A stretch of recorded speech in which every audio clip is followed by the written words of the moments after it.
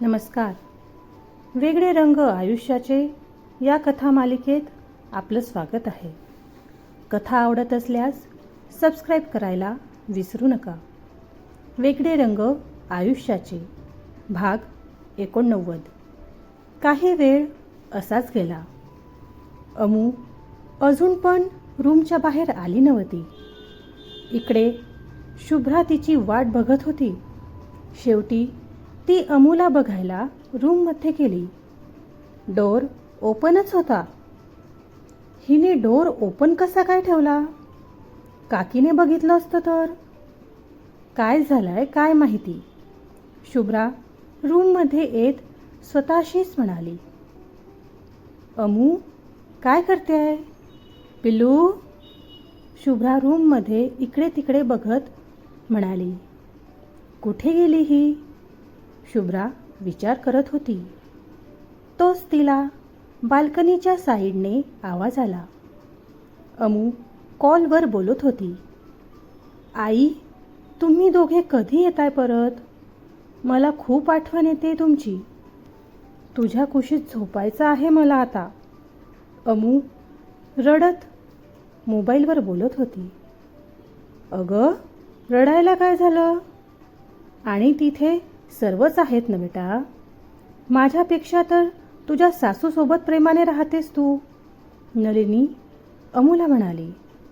हो, मॉम आहेत, पण मला तूच हवी आहे. आपल्या घरी यायचं आहे मला. अमूने म्हटलं. अगं, तेच तुझं घर आहे. लग्न झालंय तुझं. विसरले की काय? नलिनीने म्हटलं.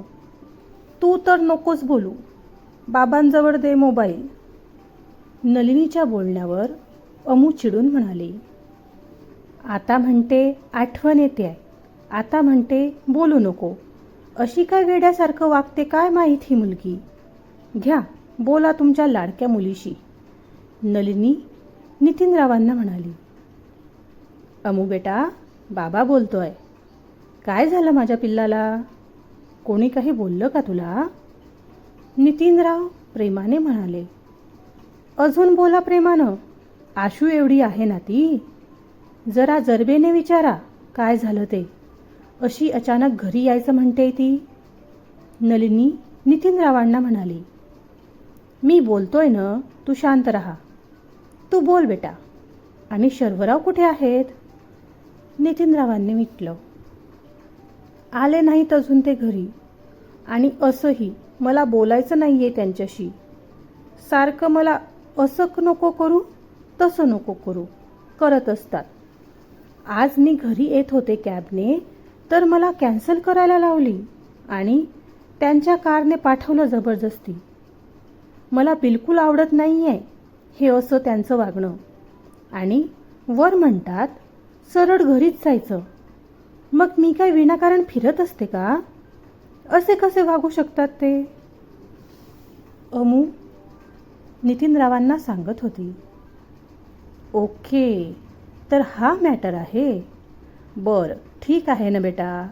त्यांना तुझी काळजी आहे म्हणून बोलतात ते. समजून घेत जा तू पण. ही खूप मोठी गोष्ट नाहीये बेटा. आता तू विचार कर. मी कितीही गडबडीत असलो तरी तुझ्या आईला शाळेत पोहोचवूनच जातो. तुझी आई एकटी जाऊ शकत नाही असं आहे का? नाही ना. पण मी एक नवरा म्हणून माझ्या बायकोबद्दल असणारं कर्तव्य किंवा माझी तिच्याबद्दल असलेली जबाबदारी, त्याहून जास्त माझं तिच्यावर असलेलं प्रेम मला असं वागायला भाग पाडतं. तसंच शर्वरावांचं पण आहे ना बेटा. त्यांना पण वाटलं असेल त्यांच्या बायकोला काही त्रास नको व्हायला म्हणून. कळतंय का तुला? नितीनराव अमूला समजावत होते. अमूने होकार दिला. खरंच कळलं ना की आईला सांगू बोलायला? नितीनरावांनी विचारलं. कळलं ना हो बाबा, पण तरीही मी त्यांच्याशी बोलणार नाही आहे. ठेवते मी. बाय. काळजी घ्या आणि लवकर परत या. अमू जरा चिडून म्हणाली. हो, झालंच आहे इथलं सर्व. लवकरच येऊ आम्ही. तू पण काळजी घे तुझी आणि शर्वरावांची. नितीनरावांनी म्हटलं. कॉल कट झाला तसं अमू रूममध्ये आली. दी, तू कधी आलीस आणि अशी काय बघतेय? अमू शुभ्राला म्हणाली. बघते तुझं काय चाललंय ते. शुभ्राने म्हटलं. कुठे काय चाललंय? मी तर आईबाबांशी बोलत होते. अरे, तुला काम होतं ना? चल जाऊया. अमूने म्हटलं. काम नंतर पण होईल, आधी तुझं काय चाललंय ते सांग मला. काय बोलत होती तू आईबाबांसोबत? शुभ्राने अमूकडे बघत म्हटलं. काही नाही, असंच. कधी येणार परत ते विचारत होते. आठवण येते मला त्यांची. अमू इकडे तिकडे बघत म्हणाली. अजून? शुभ्राने विचारलं. अजून काय? काही नाही. अमू खांदे उचकावत म्हणाली. पटापट बोल, काय झालंय ते? काय एवढी चिडचिड करते आहे? आणि खोटं बिलकुल बोलायचं नाही आहे. चांगलीच ओळखते मी तुला, म्हणून सांग पटकन. भाईंशी भांडली का तू? शुभ्राने म्हटलं. दी, मी कशाला भांडू? तेच विनाकारण मला बोलत असतात. आजकाल त्यांना माझ्या प्रत्येक गोष्टीशी प्रॉब्लेम असतो. अमू जरा चिडून म्हणाली. कॅब कॅन्सल करून कारने जायला लावलं, फक्त या कारणासाठी तू अशी बोलते? शुभ्राने म्हटलं. तू ऐकलं ना? अमू डोळे बारीक करून शुभ्राला बघत म्हणाली. हो, ऐकलं. मग बाबांनी पण समजावलं ना तुला? तरीही समजलं नाही का तुला? अगं, हे खूपच नॉर्मल आहे. यात चिडण्यासारखं काहीही नाही आहे. नक्की झालं काय आहे तुला? तब्येत ठीक आहे ना तुझी? शुभ्राने म्हटलं. हो, ठीक आहे ग, पण खूप रडायला येत आहे मला. सारखी चिडचिड होते आज. त्यात आज नेमकं सर्व बिझी आहेत. मला त्यांनी पॅम्पर करावं असं वाटतंय. आणि ते आहे की बोलत पण नाही आहे. मला मेसेज करून सांगतात, सरळ घरीच जा. आता हेच बोलून प्रेमाने पण सांगू शकत होते ना ते. मला खूप राग आलाय त्यांचा. अमूने डोळे फिरवत म्हटलं. तुझे पिरियड्स आलेत का? शुभ्राने विचारलं. नाही कधी, अमू म्हणाली. मग चिडचिड का करते एवढी? तुला भूक लागली का? चल, तुझा फेवरेट पास्ता करून देते तुला. शुभ्रा म्हणाली. नाही, भूक नाही आहे मला. काहीच करायची इच्छा नाही आहे. अमू म्हणाली. ओके, आराम कर. छान म्युझिक ऐक, शांत वाटेल तुला. काही वाटलं तर सांग मला, ओके? शुभ्रा. हो, अमूने होकार दिला. आणि रिलॅक्स रहा. भाई आल्यानंतर पण व्यवस्थित बोल. शुभ्रा अमूला जरा समजावत होती. अमूने पुन्हा होकार दिला. शुभ्राने अमूच्या डोक्यावर हात फिरवला. तसं अमू पटकन तिच्या कुशीत शिरून रडायलाच लागली. अगं, रडते कशाला? बच्चा, काही झालं नाही आहे, तू शांत हो बरं. शुभ्रा अमूला रडताना बघून म्हणाली. दी, नको ना जाऊ. अमूने म्हटलं. अगं? शुभ्राने पटकन आदीला कॉल केला आणि त्याला तिथे बोलावलं. शुभ्रा अमूला शांत करत असताना आदी तिथे आला. काय झालं? आदीने त्या दोघींना विचारलं. अरे, ही बघ ना, कशी करते, रडते केव्हाची विनाकारण. शुभ्रा आदीला म्हणाली. पिल्लू, काय झालं रडायला? कोणी काही बोललं का तुला? आदी त्या दोघींच्या जवळ येत म्हणाला. अमूने नकारार्थी मान हलवली. मग काय झालं? भाईसोबत भांडण झालं का? आदीनेही अमूला तेच विचारलं. नाही न हो जिजू, अमू वैतागून म्हणाली. बरं, रडणं थांबव आधी. शुभ, पाणी दे बरं तिला. आणि आपण सर्वनं आज मस्त बाहेर जाऊया आईस्क्रीम खायला. काय, चालेल ना? असंही भाई काही लवकर येणार नाही आहे आज. मग आपणच जाऊया आधीसारखं. आधी अमूचा मूड ठीक करण्यासाठी म्हणाला. हो हो, जाऊया. मला पण बाहेर जायचं आहे. खूप दिवस झालेत, घरीच आहे मी. अमू, चलणार ना मग? शुभ्राने विचारलं. आणि शर्व? अमू त्या दोघींकडे बघत म्हणाली. अगं, तो तर उशिरा येणार आहे ना घरी आज. माझं बोलणं झालं होतं त्याच्याशी आज, म्हणून आपणच जाऊया, आदी म्हणाला. शर्व नाहीत, मग मी पण नाही येणार. मला नाही जायचं त्यांच्याशिवाय कुठेच, अमू बारीक आवाजात म्हणाली.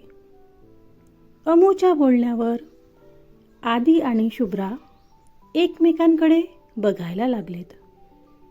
काय फरक पडतो भाई नसला तरी?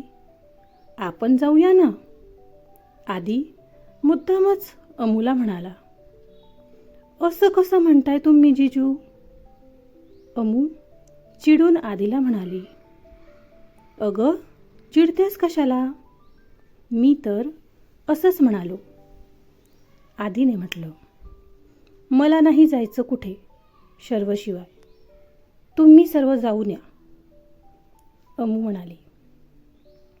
शुभ्राने आदीला खुणावलं तसं आदी परत बोलू लागला. अगं बच्चा, भाई थोडी ना इथे राहणार आहे कायम. काही दिवसात तो परत जाणारच आहे ना. मग काय, तू तेव्हा पण असंच करशील? तुला तर असंही मन मोकळे राहायला आवडतं, आणि भाई गेल्यावर तर तू तुला हवं तसं वागू शकतेस, हो की नाही? तू तर वाटच पाहत असशील की भाई कधी परत जातोय, आदी म्हणाला.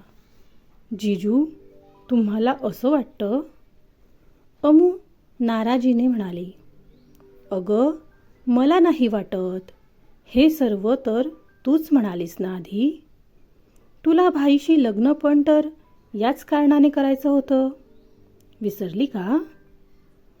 आदी अमूला आठवण करून देत म्हणाली असेल, पण आता मला नकोय ते माझ्यापासून दूर जायला. ते आज म्हणाले की काही दिवसात त्यांना परत जायचं आहे. असं कसं मला सोडून जातील? मग मी एकटी कशी राहणार इथे? अमू परत रडत म्हणाली. ओ, तर हे कारण आहे आतापर्यंतच्या रडणं, चिडचिड करायचं. शुभ्रा, बघतेस ना, ही तीच मुलगी आहे जिला आपण जीव तोडून सांगत होतो या लग्नाला हो नको म्हणून. खूप त्रास होईल, पण तेव्हा मात्र ही उड्या मारून मारून सांगत होती लग्न झालं तरी मी फ्री बर्ड राहील वगैरे. आता काही पर्याय नाही आहे, त्यामुळे हे असं वागणं बंद कर, आदी थोडं रागात म्हणाला. दी, जिजू बघ ना, मला रागवताय, अमूने म्हटलं. हो, मग काय करायला हवं? हे असं वागणं बरोबर आहे का अमू? तूच विचार कर. भाईंना जेव्हा कळेल की त्यांच्या जाण्यामुळे तू एवढी पॅनिक होशील, तर ते इथून जाऊ शकतील का? आणि गेले तरी त्यांचं अर्ध लक्ष इथेच लागून राहील. त्यांचं काम माहिती आहे ना तुला. आणि अशा परिस्थितीत ते तुझी काळजी करत राहतील की त्यांचं काम करतील? शुभ्राही जरा रागवत म्हणाली. पण मी त्यांना कुठे काय म्हटलं? अमूने म्हटलं. काही म्हटलं नाही म्हणजे तू हे वागते ते त्यांच्यापासून लपून राहणार आहे का? काय अवतार केलाय स्वतःचा ते बघ आधी, कशी दिसतेय. असं असताना त्यांना काहीच करणार नाही अशी अपेक्षा आहे का तुला? शुभ्रा अमूला म्हटलं. अमू हुंकारली. अमू बच्चा, या सर्व गोष्टी आता शांततेत हँडल कराव्या लागतील तुला. हे असं चिडचिड करणं, रडणं यामुळे काहीही होणार नाही, कळलं का? आणि आम्ही सर्व कायम तुझ्या सोबत आहोत. आदी. हो, मी लक्षात ठेवेल, अमूने म्हटलं. ओके, तर आता जरा आवरून घे, कोणी बघायच्या आत. मी जाते, आशू उठला असेल. चल आदी, शुभ्राने म्हटलं. हो, अमूने होकार दिला. अमूला समजावून आदी आणि शुभ्रा रूमच्या बाहेर निघून गेले आणि अमू पण शांत होऊन फ्रेश व्हायला गेली. काय झालंय अमूला? असं तर ती कधी वागत नाही. तुम्हालाही जाणून घ्यायला आवडेल ना?